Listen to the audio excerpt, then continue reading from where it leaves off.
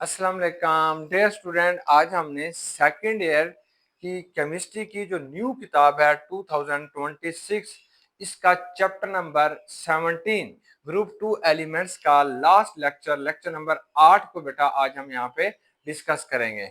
हमारे पास जो आज का टॉपिक है वो है uses of group 2 elements and compounds के ग्रुप 2 के जो एलिमेंट्स होते हैं इसके जो कंपाउंड इन एलिमेंट्स से जो कंपाउंड बनते हैं उन्हें आपने कहाँ कहाँ इस्तेमाल करते हैं या उसके क्या बेटा हमारे पास फायदे हैं। तो ग्रुप 2 के अंदर कौन कौन से एलिमेंट्स पाए जाते हैं ये तो आप जानते हैं। अगर भूल गए हैं तो मैं इनको दोबारा भी लिख देता हूँ। तो ये हमारे पास क्या होंगे बेटा, मांगे, कार, स्कूटर, बाप, राजी। तो ये बेटा हमारे पास क्या है, एलिमेंट्स है। ब्रिलियम है, मैग्नीशियम है, कैल्शियम है, स्ट्रोंशियम है, बेरियम है और रेडियम है। रेडियम है। रेडियम जो होता है इसे तो आपने रेडियो एक्टिविटी में यूज करते हैं, तापकारी मादे के तौर पर इस्तेमाल होता है। इससे हम एनर्जीज बनाते हैं, इससे हम इलेक्ट्रिसिटी बनाते हैं और भी मुख्तलिफ किस्म के जो तापकार न्यूक्लियर प्लांट्स होते हैं उसके अंदर बेटा इसे यूज किया जाता है। लेकिन इसके अलावा क्योंकि ये न्यूक्लियर केमिस्ट्री का क्वेश्चन है, इसमें इसके अलावा बाकी सारे यहाँ पे क्या करते हैं, हम डिस्कस करते हैं उनके यूजेस और उनके मुख्तलिफ किस्म की जो है इंपॉर्टेंस को हम देखते हैं। तो ये जो क्वेश्चन है ये आपके फाइनल एग्जाम के अंदर या तो बच्चों ये शॉर्ट क्वेश्चन आएगा या ये एमसीक्यूज आएगा। तो इसके ऊपर आपने लिख लेना है कि ये जो यूजेस ऑफ कंपाउंड वाला लास्ट क्वेश्चन है ये शॉर्ट क्वेश्चन प्लस बेटा एमसीक्यूज, ये लॉन्ग क्वेश्चन ही आएगा। सिर्फ शॉर्ट और एमसीक्यूज यहाँ से बनेंगे। अब आपके पास ग्रुप 2 एलिमेंट्स और इनके जो कंपाउंड्स होते हैं ये वाइडली यूज हो रहे होते हैं इंडस्ट्रीज में, एवरीडे लाइफ के अंदर यूज करते हैं, मेडिसिन में यूज करते हैं, एग्रीकल्चर में यूज करते हैं, ज़राअत के अंदर भी आप इन्हें इस्तेमाल करते हैं। अभी हम डिस्कस करेंगे वाई, बिकॉज, क्यों इस्तेमाल करते हैं। इसकी रीजन यह है कि they are basic in nature, ये आमतौर पर बेसिक होते हैं और इनकी जो सॉल्युबिलिटीज होती हैं वो डिफरेंट सॉल्युबिलिटी होते हैं। यानी कि अगर एक ही इसका कंपाउंड है ब्रिलियम हाइड्रोक्साइड, ये पानी में कम हाल होता है, मैग्नीशियम हाइड्रोक्साइड इससे थोड़ा ज्यादा होगा। ऐसे इनकी सॉल्युबिलिटी टॉप से बॉटम की तरफ क्या होगी बेटा, बढ़ती चली जाएगी। ये हमने प्रीवियस लेक्चर के अंदर इसे डिस्कस कर लिया था। अब आपने इसके मुख्तलिफ रोल्स देख रहे हैं कि कहाँ कहाँ क्या क्या किरदार है इन कंपाउंड्स का, बेटा हम उन्हें डिस्कस करते हैं। पहले पहले आता है कंस्ट्रक्शन। सबसे इंपॉर्टेंट चीज तो होती है कि हमारे ऑफिस होने चाहिए, हमारे घर होने चाहिए जहाँ पे हम रह रहे होंगे। तो उसको बनाने के लिए जो आपने मटेरियल इस्तेमाल करते हैं that is known as a construction. ये कंस्ट्रक्शन करना, कंस्ट्रक्शन के लिए जो सबसे अहम चीज होती है वो हमारे पास होगा कि ईंटों को जोड़ के एक बिल्डिंग खड़ी करना। तो वहां पे आप जिसको इंपॉर्टेंट चीज को यूज करते हैं वो चूना होता है। ये प्री हिस्ट्रिक डेज से यूज होता आ रहा है, यानी सीमेंट के तौर पर जब से इंसान ने घर बनाना शुरू किए, ईंटों को या पत्थरों को जोड़ना शुरू किया, तब से हम जो है वो कैल्शियम कार्बोनेट को यूज करते आए हैं। तो ये कैल्शियम कार्बोनेट होता है, ये कहाँ पे पाया जाएगा, ये लाइमस्टोन, इसे लाइमस्टोन भी कहते हैं, ये मार्बल भी कहलाएगा या बेटा ये चाक भी इसे आप आमतौर पर कह देते हैं। ये एक इंपॉर्टेंट बिल्डिंग मटेरियल होता है जो सीमेंट में इस्तेमाल करते हैं। सीमेंट को बनाने के लिए जो इंपॉर्टेंट मटेरियल है वो आपके पास लाइम होगा या कैल्शियम कार्बोनेट को आप यूज करते हैं। तो बच्चों आपसे कोई पूछता है व्हाट इज सीमेंट, के सीमेंट क्या होता है, तो आप आपको बताते हैं कि सीमेंट क्या होता है। ये आमतौर पर मिक्सचर होता है क्ले का। इसमें एक बेटा क्ले होगी और दूसरा इसमें क्या होगा, लाइम होगा। Mixture of clay and lime is called cement. आपने याद रखना है क्ले, क्ले कहते हैं चिकनी मिट्टी को। हमारे पास मिट्टी मुख्तलिफ किस्म की होती है। क्ले ऐसी मिट्टी जो आपने आमतौर पर दलदल वाली जगहों से निकालते हैं या नहरों के अंदर से निकाले होते हैं उसे क्ले कहते हैं। लेकिन जो दरिया के अंदर से चमकती हुई चीज निकाले होते हैं उसे रेत या सैंड कहते हैं। सैंड जो होती है वो सीमेंट को बाद में इसमें डाल के पेस्ट बनाते हैं।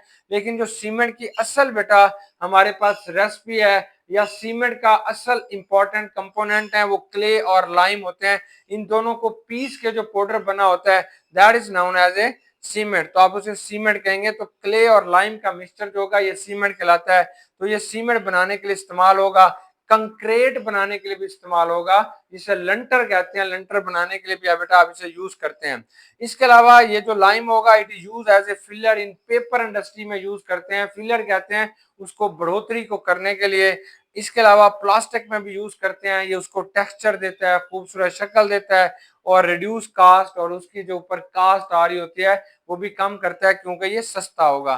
तो बेटा ये आपने सारी बातें जो है अंडरलाइन कर लेनी है या हाइलाइटर के जरिए इन्हें हाईलाइट कीजिएगा कि आपके पास कैल्शियम कार्बोनेट कहाँ कहाँ यूज होता है। सीमेंट और कंक्रीट खासकर इसे याद कर लीजिएगा।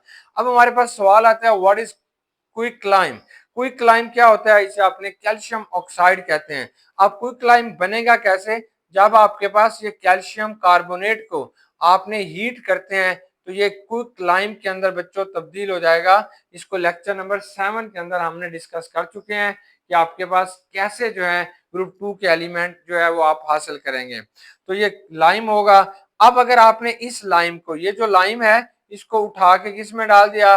पानी में डाल दिया, इसको भिगो दिया, then it is known as a slaked lime, CaOH2, जिसे आपने स्लैक्ड लाइम कहते हैं। ये जो स्लैक्ड लाइम होता है it is also used to make cement बनाते हैं और इससे मोर्टर बनाते हैं। मोर्टर क्या होता था? ये पुराने जमाने में सीमेंट का नाम है। जब हमारे पास सीमेंट का कंसेप्ट नहीं था तब लोगों ने अपनी जो पत्थर जोड़ते थे उनको थोड़ा मजबूत करने के लिए मोर्टर बनाते थे। मोर्टर क्या था? वो चूना ले लेते थे, चूना यानी लाइम लेके, चूना लेके इसको पीस लेते थे। इसके अंदर बेटा वहां पे मौजूद जो चिकनी चिकनी मिट्टी होती थी, क्ले होती थी, इसको बना के एक पेस्ट बना लेते थे। इसी पेस्ट को बेटा उन्होंने मोर्टर कहते हैं। आप सोच रहे होंगे सीमेंट की कंपोजिशन भी यही है, ठीक है यही है, लेकिन सीमेंट के अंदर फिर और इंग्रेडिएंट भी डाल देते हैं ताकि इसके अंदर मजबूती आ जाए। जिप्सम डालते हैं, इसके अलावा बेटा इसके अंदर मैग्नीशियम वगैरह डाल देते हैं ताकि इसके अंदर मजबूती आए। लेकिन ये प्योरली टू टू कम जो है वो सब्सटेंसेस का मिक्सचर था, लाइम एंड क्ले का, इसे मोर्टर कहते थे। वहां पे ये यूज होता है। इसके अलावा बेटा हमारे पास जो होगा एंड प्लास्टर, और प्लास्टर बनाने के लिए भी आप इसे आमतौर पर इस्तेमाल करते हैं। अब हमारे पास आ जाता है what is quick climb. Quick climb का एक इंपॉर्टेंट यूज आ जाता है इन स्टील प्रोडक्शन में, जहां पे स्टील बन रही होती है। स्टील क्या होगी बेटा? ये जो हमारे पास लोहा होता है, अगर इसमें कार्बन की मिकदार कम या ज्यादा की जाए तो इसी लोहे को अब आपने स्टील में कन्वर्ट कर देते हैं। स्टील हकीकत में लोहा होता है। अब स्टील के अंदर क्या करता है कि आमतौर पर जो इम्प्योरिटीज होती हैं उनको रिमूव करने के लिए हम किसको यूज करेंगे? लाइम को यूज करेंगे। Helps to remove impurities, impurities को बेटा रिमूव करेगा। कैसे करेगा? आमतौर पर बच्चों ये हमारे पास ना एक स्टील होगा, स्टील।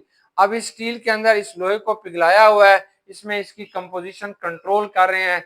कि आप जानते हैं स्टील मुख्तलिफ किस्म की होती है, कोई स्टेनलेस स्टील होती है, कोई हार्ड स्टील होती है, कोई कैसे, तो उसके अंदर कार्बन या और इसके अंदर इंग्रेडिएंट्स डाले जाते हैं, जैसे क्रोमियम इसके अंदर डाला जाता है, निकल डाला जाता है, कॉपर डाला जाता है। तो बाजुकात इसके अंदर इम्प्योरिटीज होती हैं वो एचडी कहा जाती हैं।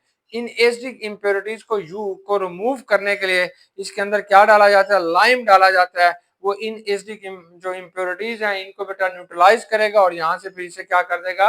रिमूव कर देगा। तो इस तरीके से लाइम जो है स्टील प्रोडक्शन में भी यूज होता है, ये आपने याद रखना है। अब हमारे पास इसका एक इंपॉर्टेंट केमिकल आ रहा है जिसे हम कहते हैं जिप्सम। जिप्सम क्या होता है? That is known as a calcium sulphate. ये जो जिप्सम होगा बेटा इसे आपने कैल्शियम सल्फेट कहते हैं। ये जो कैल्शियम सल्फेट होगा इसके साथ दो वाटर के मॉलिक्यूल लगे हुए होंगे, तो that is known as a gypsum. इसे आपने जिप्सम कहेंगे। अब जिप्सम से आप क्या बनाते हैं? प्लास्टर बोर्ड बनाते हैं। आपने मुख्तलिफ जगहों पे जो अलमारी देखी होंगे, मुख्तलिफ शोकेस बने हुए होते हैं, टेबल बने होते हैं जो कि हार्ड बोर्ड से बने होते हैं, वो असल में जिप्सम से बने होंगे। इन्हें ड्राई वॉल्स भी कहते हैं, पार्टीशन के तौर पर इस्तेमाल हो रहे होते हैं। इसके अलावा gypsum can be used to make plaster of Paris. इससे एक इंपॉर्टेंट चीज बनाते हैं जिसे आपने प्लास्टर ऑफ पेरिस कहते हैं। प्लास्टर ऑफ पेरिस का नाम तो आप सबने सुना हुआ है। प्लास्टर ऑफ पेरिस क्या होता है कि जब आप जिप्सम को हीट करेंगे, अब जिप्सम के अंदर बेटा दो वाटर के मॉलिक्यूल हैं, जब आप इसे हीट करते हैं तो इसमें से 3 गुना, 3 पार्ट जो होते हैं वो पानी के बेटा उड़ जाएंगे, सिर्फ एक हिस्सा पानी का रह जाएगा। ये CaSO4 होगा और डॉट 1/2H2O लिखेंगे। कहाँ पे गर्म कर रहे हैं? 100 डिग्री सेंटीग्रेड पर गर्म कर रहे हैं। तो ये दो पानी के से अगर एक चला गया, एक बच गया, फिर एक का आधा पानी भी उड़ गया तो ये 1/2 बन जाएगा। That is known as a gypsum. तो इसे आपने जिप्सम कहते हैं। दोनों के फार्मूले में थोड़ा सा फर्क है। यहाँ पे जो जिप्सम होगा इसके फार्मूले के अंदर 2 लगा हुआ होगा। सॉरी बेटा, जो प्लास्टर ऑफ पेरिस होगा इसके फार्मूले के अंदर 1/2 होगा। That is known as a plaster of Paris, तो इसे आपने प्लास्टर ऑफ पेरिस कहते हैं। प्लास्टर ऑफ पेरिस को आप कहाँ यूज करते हैं, तो आप इसे डेली लाइफ में मुख्तलिफ इसके यूजेस देख रहे होते हैं। छत्ते बनाने के लिए प्लास्टर ऑफ पेरिस की खूबसूरत छत्ते बनाए जाते हैं, बाउंड्री वॉल्स बनाए जाते हैं, यानी कमरे के अंदर इसकी बाउंड्री लगाई जाती है, स्टैचूज बनाए जाते हैं। ये जो आप बाजार के अंदर छोटे बच्चों का, बड़ों के मुजस्मे देखते हैं, स्टैचूज देखते हैं, या बच्चों मुख्तलिफ एनिमल्स के या फ्लावर्स के मुख्तलिफ चीजें आप देख रहे होते हैं, तो वो उसको बनाने के लिए भी आप इसे इस्तेमाल करते हैं। इसे कास्टिंग के लिए इस्तेमाल करते हैं। कास्टिंग का मतलब यही है, सांचे बनाते हैं, मोल्डिंग कर रहे होते हैं, इससे मुख्तलिफ चीजों के लिए बनाने के लिए इस्तेमाल करते हैं।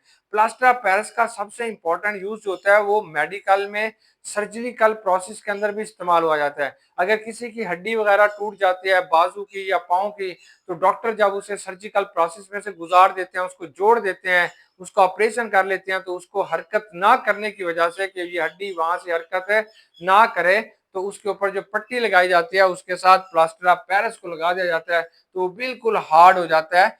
प्लास्टर ऑफ पेरिस जो है चंद मिनटों में हार्ड हो जाएगा, और इसलिए मेडिकल में भी इसे बहुत ज्यादा बेटा इस्तेमाल किया जाता है। अब हम बात करते हैं इन्वायरमेंट की। हमारा जो इन्वायरमेंट है वहां पे भी आपने लाइम को यूज करते हैं। सबसे ज्यादा इसको जो यूज किया जाता है, ये फ्लू गैस डिसल्फ्योराइजेशन या इसे वेट स्क्रैपिंग भी कहते हैं। इस प्रोसेस को आपने FGD भी कहते हैं। FGD से क्या मुराद होगा, फ्लू गैस डिसल्फ्योराइजेशन।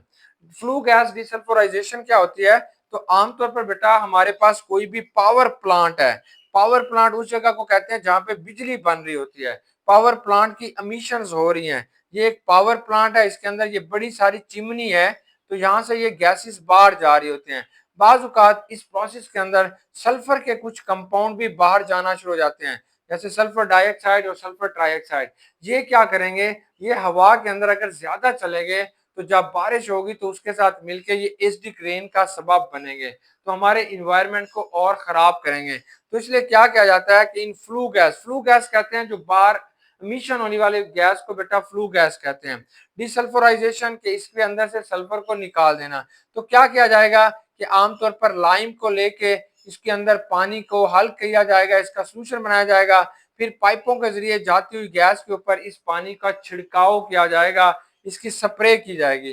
तो ये जो कैल्शियम ऑक्साइड होगा, ये सल्फर डाइऑक्साइड को फौरन जिप्सम में चेंज करेगा, इसके साथ रिएक्शन करके, क्योंकि ये बड़ा तेज रिएक्शन होगा, और इस तरीके से बेटा सल्फर डाइऑक्साइड जो होती है वो हवा में नहीं जा सकेगी, वो फिर नीचे बैठ जाएगी, हम इसे यहाँ से हासिल कर लेंगे। तो ये फ्लू गैस डिसल्फ्योराइजेशन, ये आपके पास शॉर्ट क्वेश्चन आएगा, इसके ऊपर लिख लें कि किस तरीके से ये सल्फर डाइऑक्साइड को हवा में जाने से रोकती है।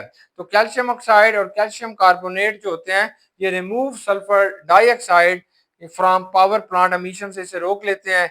This help reduce acid rain, यहाँ से एसिड रेन में कमी आती है by removing acidic gases before they enter the atmosphere, इससे पहले वो हमारे एटमॉस्फेयर में चले जाएं, तो ये इसे वहीं पे रोक लेते हैं। यहाँ पे केमिकल रिएक्शन आखिर क्या होगा, तो यहाँ पे केमिकल रिएक्शन बेटा ये होगा कि ये जो लाइम होगा, ये जाती हुई सल्फर डाइऑक्साइड के साथ रिएक्शन करेगी and change into calcium sulphide. ये कैल्शियम सल्फाइड फिर ऑक्सीडाइज होगी, हवा से ऑक्सीजन लेगी और कैल्शियम सल्फेट बनेगा, फिर आप इसे हाइड्रेटेड कर देंगे तो ये जिप्सम बन जाएगा। तो इस तरीके से इसे आपने जिप्सम बनाने के लिए भी इस्तेमाल करेंगे। नेक्स्ट आपके पास जो आ रहा है वो है magnesium oxides, MgO। Magnesium oxides को आप कहाँ यूज करते हैं, तो आमतौर पर बेटा इसे फर्नेस में इस्तेमाल करते हैं।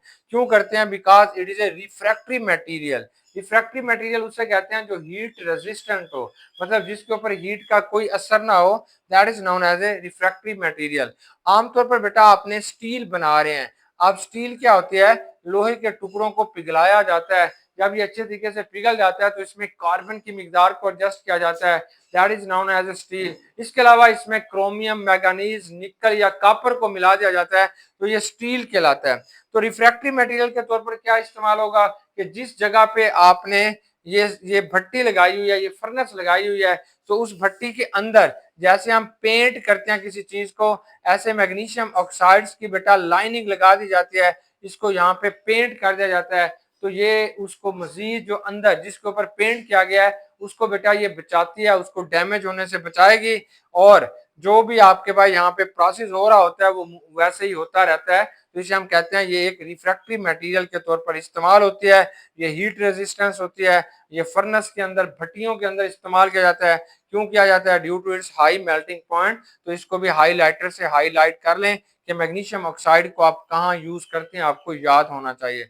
अब डिड यू नो, ये भी इनके यूजेस आ जाते हैं अल्कलाइन अर्थ मेटल के। पहला पहला क्या है? Magnesium metal use in, magnesium metal जो होता है ये एक लाइट वेट होता है, बहुत ज्यादा क्या होगा, हल्का होता है। इसलिए बेटा इससे हम अलॉय बनाते हैं। अलॉय क्या होते हैं? मुख्तलिफ धातुओं का जो मिक्सचर होता है, that is known as a alloy. Alloy बनाते हैं, मैग्नीशियम को लोहे के अंदर डालेंगे, कॉपर के अंदर, एल्यूमिनियम के अंदर, ये अलॉय बनेगा। ये जो अलॉय होगा ये एरोस्पेस यानी ऐसे मटेरियल बनाते हैं जो खला में इस्तेमाल होते हैं, या ऑटोमोटिव गाड़ियों को बनाने के लिए जो मटेरियल इस्तेमाल हो रहे होते हैं उनमें भी बेटा इसे यूज किया जाता है।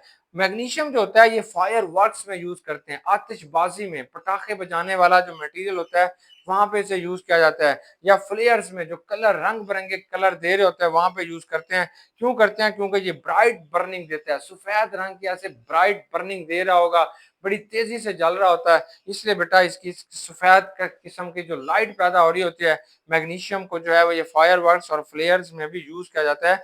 मैग्नीशियम मेटल को याद रखना, मैग्नीशियम मेटल को, वो मैग्नीशियम ऑक्साइड है। अब स्ट्रोंशियम के कुछ कंपाउंड आ जाते हैं। स्ट्रोंशियम जो होता है वो आपको ग्रीन कलर देता है, ग्रीन रंग का इसका शोले पैदा होते हैं। तो इसको इसलिए भी बेटा इसे भी फायर वर्क्स और फ्लेयर्स में इस्तेमाल किया जाता है, आतिशबाजी में इस्तेमाल किया जाता है। मतलब वो जो मटेरियल होगा जब उसे आग लगाएंगे, अगर उसमें स्ट्रोंशियम होगा तो ग्रीन कलर के वहां से शोले निकलेंगे, वो आपको सब्ज रंग के शोले देगा। तो इस तरीके से बड़ा मजा आएगा देखने के अंदर। तो ये आपके पास, इसे याद रखना कि produce red colour in fireworks and flavours. तो स्ट्रोंशियम, सॉरी बेटा, स्ट्रोंशियम जो होता है, बेरियम जो होता है, सॉरी बेरियम जो होता है वो ग्रीन कलर हमें दे रहा होता है, जबकि जो स्ट्रोंशियम होगा ये रेड कलर देता है। सॉरी बच्चों, यहाँ पे इसके ऊपर लिख लें एमसीक्यूज कि ये जो स्ट्रोंशियम होगा ये आपको कैसे देगा फायरवर्क्स के अंदर, ये आमतौर पर रेड कलर देगा। जो आपके पास बेटा बेरियम होगा वो हमें कौन सा कलर देगा? वो ग्रीन कलर देगा। तो इन सबको मिक्स करके फायरवर्क्स में यूज किया जाता है। अब हम बताते हैं ब्रिलियम, जो हमारा पहला पहला एलिमेंट है। आपके जहन में आ रहा होगा ये कैसा कलर देता है? ब्रिलियम और मैग्नीशियम कोई कलर नहीं देते, बाकी सारे देते हैं। ब्रिलियम जो होगा इसे अलाइज को इंक्रीज स्ट्रेंथ, मुख्तलिफ अलाय को बनाते हैं तो उसकी ताकत को बढ़ाता है। ब्रिलियम को आमतौर पर स्प्रिंग बनाने के लिए इस्तेमाल करते हैं। एरोस्पेस कंपाउंड, वो मुरक्कबात इससे बनाते हैं जो खला के अंदर इस्तेमाल होते हैं। सबसे इंपॉर्टेंट इसका यूज ये है कि इसे एक्सरे ट्यूब्स के अंदर इस्तेमाल किया जाता है। जो एक्सरे हम करवाते हैं उनकी जो ट्यूब्स होती है जहां पे ये एक्सरेज गुजर रही होती है उनके अंदर इसे यूज किया जाता है। क्यों? Because it is a transparent to X rays. ये एक्सरेज के लिए ट्रांसपेरेंट है, कोई साया नहीं बनाते। तो ये भी आपने हाईलाइटर से इसे अंडरलाइन कर लेना है, इसके साथ एमसीक्यूज लिख लें, ये वाला एमसीक्यूज आएगा। अब ये जो हमारे पास ग्रुप 2 के एलिमेंट्स होते हैं, they are also use in a medicine. तो बेटा इसको आपने मेडिसन के अंदर भी यूज करते हैं। जैसे मैग्नीशियम हाइड्रोक्साइड को आप यूज कर रहे होते हैं, that is known as a milk of magnesia. तो मैग्नीशियम हाइड्रोक्साइड को आप यूज करेंगे as a milk of magnesia. Milk of magnesia क्या होगा बेटा? आमतौर पर किसी ने हमें बाई चांस दावत पे बुला लिया और हम बहुत ज्यादा भूखे थे, वहां पे हमने बहुत प्लेटें भर भर के कोरमे की खाई, हम वहां पे पीस पड़े हुए थे वो खाए, खीर खाई, चावल राइस खाए, जो मिला बस खाते रहे। तो हमारे मैदे के अंदर अगर गुंजाइश इतनी थी तो हमने इतना खाना खा लिया। अब क्या होगा? खट्टे डकार आएंगे, एसिडिटी होगी, बेचैनी शुरू हो जाएगी। तब आप क्या करेंगे? मिल्क ऑफ मैग्नीशिया पियेंगे। आपने बेटा, जो पेशेंट होगा जिसने ज्यादा खाए होंगे उसी के पेट में दर्द होगा, जो गाजरें खाएगा उसी के पेट में दर्द होगा। तो यहाँ पे आपने मिल्क ऑफ मैग्नीशिया इस्तेमाल करवाना होगा उसको, पेशेंट को। क्यों कराते हैं? क्योंकि ये एंटासिड्स होते हैं। एंटासिड्स का मतलब ये क्या होगा? ये न्यूट्रलाइज करेगा एक्सेसिस, ये जो हमारे मैदे के अंदर, स्टोमच के अंदर जो ज्यादा एसिडिटी पैदा हो गई है उसको ये न्यूट्रलाइज करेगा। स्टोमिक एसिडिटी को, खट्टे डकार आ रहे हैं उसको ये न्यूट्रलाइज करेगा। क्यों? और इसके अलावा ये एक माइल्ड लैक्सेटिव मेडिसिन के तौर पर भी इस्तेमाल होते हैं। लैक्सेटिव मेडिसिन वो होती हैं जिसे आप कहते हैं कब्ज कुशा, यानी आपने जो ज्यादा खाना खा लिया है अब वो पेट से बाहर जाएगा, उसके लिए जो आपने दवाई इस्तेमाल करते हैं ये लैक्सेटिव मेडिसिन उन्हें कहते हैं। तो वो भी आपके पास क्या होगा? मैग्नीशियम हाइड्रोक्साइड होगा, ताकि आप ज्यादा खाना बाहर जाए और ये जो मसले मसाइल हुए पड़े हैं वो थोड़े कम हो जाएं। वाई, अब मैग्नीशियम हाइड्रोक्साइड को ही क्यों यूज करते हैं? एक तो बेटा इसका जो इस्तेमाल होता है बहुत ज्यादा सेफ होता है, क्योंकि इसकी लो सॉल्युबिलिटी होती है, पानी में ज्यादा हमारे जिस्म के अंदर जाके ज्यादा फैट्स में या पानी के अंदर ज्यादा हाल नहीं होगा, वैसे का वैसे फिर बाहर चला जाएगा। और so it is not absorb much, ये ज्यादा अब्सॉर्ब भी नहीं होगा। इसलिए हम इसे मिल्क ऑफ मैग्नीशिया को हमारी जो स्टोमिक एसिडिटी है उसको कम करने के लिए इस्तेमाल करेंगे। अब कैल्शियम कार्बोनेट, ये जो चूना होता है, ये भी बेटा आमतौर पर एंटासिड के तौर पर इस्तेमाल करते हैं। एंटासिड के तौर पर कहाँ पे एंटासिड कहते हैं? खत्म करने के लिए। आप किसी चीज को खत्म करने के लिए जो चीज इस्तेमाल कर रहे होते हैं उसको आपने एंटासिड कहते हैं। कहाँ पे यूज करेंगे? Indigestion tablets. इंडाइजेशन टेबलेट्स क्या होती हैं? ऐसी बेटा गोलियां जो हाजमे में मदद देती हैं, बदहजमी को ठीक करती हैं, हाजमे में मदद दे रही होती हैं, इन्हें इंडाइजेशन टेबलेट्स कहते हैं। आपने बहुत सारे लोगों को देखा होगा, बहुत सारा खाना खा लेते हैं, फिर डब्बी में से गोलियां निकाल के खा रहे होते हैं। भाई क्यों खा रहे हैं? ताकि हम हमारा जो हमने खाया है वो सारा कुछ क्या हो जाए? हजम हो जाए। तो इंडाइजेशन टेबलेट्स के अंदर बेटा इसे यूज करते हैं। इसके अलावा ये जो कैल्शियम होता है ये तो हमारे लिए बहुत ज्यादा होता है, ये सप्लीमेंट्स के तौर पर इस्तेमाल होता है, जरूरी न्यूट्रिएंट्स के तौर पर इस्तेमाल होता है। जैसे कैल्शियम सिट्रेट होगा, कैल्शियम कार्बोनेट होगा। क्यों यूज करते हैं? ताकि हमारी हड्डियां मजबूत हो। कहा जाता है दूध पी लो, दूध पी लो। क्यों पी ले? क्योंकि तुम्हारी हड्डियां मजबूत होंगी, दांत मजबूत होंगे। इसके अलावा अगर कैल्शियम कार्बोनेट आप यूज करते रहेंगे तो हमारे पास क्या होगा? ऑस्टियोपोरोसिस का अमल रुक जाएगा। ऑस्टियोपोरोसिस क्या होता है? ये भी बेटा एक बीमारी है, इसके अंदर हड्डियों का भुरभुरा हो जाना, हड्डियों का टूट जाना, इसे ऑस्टियोपोरोसिस कहते हैं। ऑस्टियो का मतलब होता है बोन, पोरोसिस का मतलब होता है सुराख हो जाना। हड्डियों के अंदर अगर सुराख हो गए तो ऑस्टियोपोरोसिस का अमल कहलाएगा। तो अब इस पेशेंट को जो गोलियां दी जाती हैं उसमें या तो कैल्शियम सिट्रेट होगा या कैल्शियम कार्बोनेट होगा। तो इसको भी बच्चों आपने अंडरलाइन कर लेना है कि ऑस्टियोपोरोसिस में कौन सी जो है इसका कंपाउंड यूज होगा, वो कैल्शियम कार्बोनेट या कैल्शियम सिट्रेट होगा। अब आपके पास आता है मैग्नीशियम का कंपाउंड, कि मैग्नीशियम का कौन सा कंपाउंड आएगा? मैग्नीशियम सल्फेट होगा या मैग्नीशियम सिट्रेट होगा। कहाँ यूज करेंगे? ये मसल के लिए यूज करेंगे, मतलब बॉडी बिल्डर बनेंगे, नर्व फंक्शन को कंट्रोल करता है। और जो जहाँ पे भी मैग्नीशियम की डेफिशिएंसीज हो रही होती हैं वहां पे बच्चों इसे इस्तेमाल किया जाता है। अब आपके पास आ जाता है एप्सम साल्ट। एप्सम साल्ट क्या होगा? अगर मैग्नीशियम सल्फेट में 7 वाटर के मॉलिक्यूल आ जाएं तो इसे बेटा एप्सम साल्ट कहते हैं। ये लैक्सेटिव होता है, कब्ज कुशा होता है, मतलब अगर खाना खा लेते हैं तो पेट में दर्द होता है, तो इसलिए आपने एप्सम साल्ट को यूज करते हैं। ये लैक्सेटिव होगा, आपकी जो कब्ज है उसको बेटा दूर करेगा। इसके अलावा बाथ साल्ट के तौर पर इस्तेमाल होता है। इससे क्या मुराद है? बाज़ औक़ात बॉडी के अंदर कोई इंफेक्शन आ जाते हैं, कोई हिस्सा आ जाएगा, तो इस हिस्से को क्या करते हैं, इसके अंदर बेटा बाथ के अंदर आप बैठ जाएंगे। बाज़ औक़ात कब्ज को ऐसे भी दूर किया जाता है कि आपने किसी पानी के अंदर इसको डाल दिया है, फिर आप उसके ऊपर बैठ जाएंगे और इस तरीके से जो है वो कब्ज थोड़ी सी दूर हो जाएगी। बेहतर तो है वो डॉक्टर ही बताएगा। अब बेटा नेक्स्ट हमारे पास जो आ रहा है उसे हम कहते हैं बेरियम सल्फेट। बेरियम सल्फेट को कहाँ यूज करते हैं? बहुत ज्यादा यूज करते हैं फॉर एक्सरे डाइजेस्टिव सिस्टम के लिए। हमारे पास जो डाइजेस्टिव सिस्टम है हमारा, यानी कि कब्ज हो चुकी है, उसका जो एक्सरे करने के लिए यूज करते हैं वहां पे बेरियम सल्फेट को यूज किया जाता है। क्यों? क्योंकि ये आमतौर पर एक्सरे के लिए बेटा क्या होगा? ट्रांसपेरेंट होगा, हाईली इनसॉल्युबल होगा, body does not absorb it, पानी जो है वो कभी भी इसको अब्सॉर्ब नहीं करता। ये ओबैक टू एक्सरेज होता है। सॉरी, ओबैक का मतलब है कि जहां से कोई बिजली वगैरह जो लाइट वगैरह नहीं गुजर सकती उसको कहते हैं ओबैक। और ना तो बेटा ये हाईली इनसॉल्युबल है, बॉडी जो है वो इसको अब्सॉर्ब नहीं करेगी, तो आपने याद रखना है। अब ये मेडिसिन के अंदर आपने एक इसका ट्रिक बना लेना है कि मैग्नीशियम जो होता है, हाइड्रोक्साइड जो होता है, ये स्टोमिक एसिडिटी के लिए यूज करते हैं। कैल्शियम कार्बोनेट ये बोन्स और टीथ के लिए यूज करते हैं। मैग्नीशियम के कंपाउंड जो होते हैं, मैग्नीशियम सल्फेट नर्व के लिए यूज करते हैं, ये लैक्सेटिव होगा। और ये बेटा आमतौर पर डाइजेस्टिव सिस्टम का एक्सरे करने के लिए यूज करते हैं। अब हमारे पास आ जाता है एग्रीकल्चर। तो एग्रीकल्चर हमारी ज़राअत के अंदर भी बेटा इन्हें बहुत ज्यादा इस्तेमाल किया जाता है। कहाँ पे? इसको आमतौर पर कैल्शियम कार्बोनेट और कैल्शियम हाइड्रोक्साइड को जमीन के ऊपर डाला जाता है। तो क्या करेगा, ऐसी जमीन के अंदर डालते हैं जो एसिडिक सॉइल्स होती हैं, जहां पे एसिडिटी हो चुकी होती है वहां पे इन्हें डालते हैं। तो ये क्या करेगा, उसकी पीएच को बढ़ाएगा, मतलब उसकी एसिडिटी को खत्म करेगा। That is known as a liming. उसकी एसिडिटी को कम करेगा। वो जो सॉइल होती है उसकी बेटा फर्टिलिटी को बढ़ाएगा, ताकि उसके ऊपर अच्छी जो है फसलें उग सकें। अगर एसिडिक सॉइल होगी तो कोई भी पौधा वहां पे नहीं उगेगा।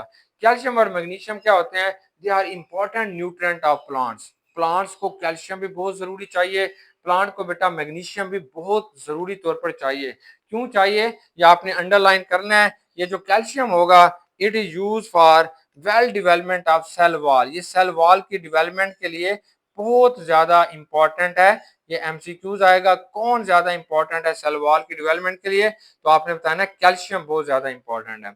ये जो मैग्नीशियम होगा ये भी बहुत इंपॉर्टेंट है, क्योंकि ये क्लोरोफिल का सेंट्रल पार्ट है। यानी क्लोरोफिल का जो फार्मूला होगा, इसके अहम चीज जो होगी वो मैग्नीशियम होगी। और ये वाइटल इंपॉर्टेंट, बहुत इंपॉर्टेंट चीज होती है फॉर फोटोसिंथेसिस के अंदर। इसका एक वाइटल रोल है, बड़ा अहम किरदार होता है। अगर मैग्नीशियम नहीं होगा तो फोटोसिंथेसिस के अंदर भी प्रॉब्लम आ जाएंगे।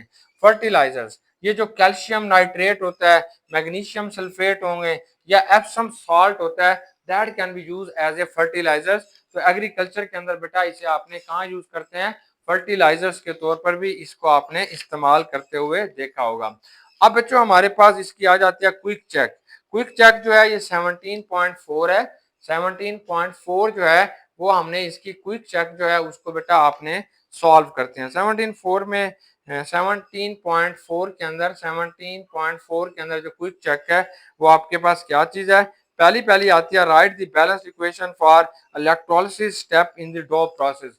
डॉ प्रोसेस के अंदर कौन से इलेक्ट्रोलिसिस स्टेप हुए थे उसको बच्चों आपने क्या करना है, यहाँ पे बताना है। तो डॉ प्रोसेस से आप किस चीज को हासिल करते थे, मैग्नीशियम को। कहां से लेंगे, मैग्नीशियम क्लोराइड में। करेंगे क्या, इसमें से करंट गुजारेंगे, इलेक्ट्रिक करंट। जब गुजरेगा तो क्या होगा, मैग्नीशियम आयन बनेगा। और क्या बनेगा, क्लोराइड आयन बनेगा। मैग्नीशियम आयन जो होगा ये कैथोड की तरफ जाएगा। कैथोड पे जाके इसकी क्या होगी, मैग्नीशियम ने 2 इलेक्ट्रॉन बच्चों लेने हैं, मैग्नीशियम मेटल में कन्वर्ट हो जाएगा, इसकी रिडक्शन हो जाएगी। ये क्लोराइड आयन किधर जाएगा, ये एनोड की तरफ जाएगा। क्या करेगा, ऑक्सीडाइज होगा। ये अपने 2 एक्स्ट्रा इलेक्ट्रॉन जो होते हैं ये फौरन जाके किसको देगा, ये फौरन जाके जो है वो एनोड को जमा कराएगा, ऑक्सीडाइज होकर क्लोरीन के अंदर बेटा ये तब्दील हो जाएगा। तो ये इसका पहला जो है क्वेश्चन वो कंप्लीट हो गया। नेक्स्ट आता है B part, write the balance equation for producing quick lime. कि क्विक लाइम को आपने लाइम स्टोन से कैसे तैयार करते हैं, ये हम इसे देख लेते हैं। कि ये आपके पास कैल्शियम कार्बोनेट होगा। ये आपके पास क्या होगा बेटा, calcium carbonate, that is called lime stone. तो लाइम स्टोन को जब गर्म करोगे तो ये क्विक लाइम बनेगा, प्लस बच्चों ये क्या बन जाएगा, कार्बन डाइऑक्साइड बन जाएगा। अब सी पार्ट आता है, state 1 agriculture uses of calcium carbonate. कि कैल्शियम कार्बोनेट का कोई एक यूज बता दें। तो ये जो कैल्शियम कार्बोनेट होता है ये एसिडिक सॉइल के अंदर यूज करते हैं, ताकि उसकी पीएच को क्या किया जा सके बेटा, इंक्रीज किया जा सके। तो वहां पे एग्रीकल्चर के अंदर ये इसका इंपॉर्टेंट यूज है। इसके अलावा कैल्शियम कार्बोनेट को लाइम में कन्वर्ट करके लाइम स्प्रे भी बनाई जाती है। और ये भी बेटा पौधों के ऊपर फंगस वगैरह को खत्म करने के लिए भी आप इसे यूज करते हैं। तो डियर स्टूडेंट, उम्मीद है कि आपको ये अच्छे तरीके से समझ आ गया होगा। बेस्ट विशेष बच्चों, अल्लाह।